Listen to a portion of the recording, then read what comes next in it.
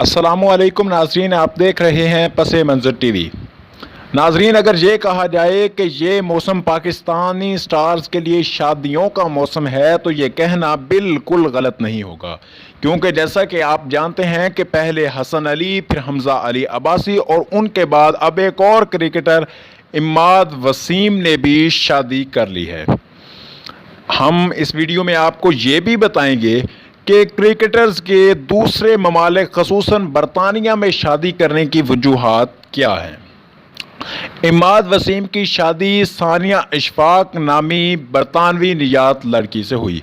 गुज़िश्ता दिनों उनकी निकाह की तकरीब फैसल मस्जिद इस्लामाबाद में मुनक्किद हुई। वाज़ेह रहे कि इमाद वसीम ने अपनी शादी की तकरीब को सादा रखा है, जिनमें सिर्फ उनके ख़ानदान के चंद अफराद ने शिरकत की है। इसके अलावा उनकी शादी की तकरीब में शिरकत करने वालों में पीसीबी चेयरमैन एहसान मानी, इसके अलावा पीसीबी के डायरेक्टर वसीम खान और चंद पीसीबी के और ओहदेदारान शामिल हैं। इमाद वसीम सानिया इशफाक से लंदन में उस वक्त मिले जब वो नोटिंगहमशायर की तरफ से काउंटी क्रिकेट खेल रहे थे। 26 अगस्त को उनकी शादी की बाकायदा तकरीब मुनक्किद हुई। वाज़ेह रहे कि इससे चंद रोज़ कबल पाकिस्तानी फास्ट बॉलर हसन अली ने भारतीय नियात लड़की सामिया आरजू से दुबई में शादी की थी, और जिसके सोशल मीडिया पर बहुत ज़्यादा चर्चे रहे थे।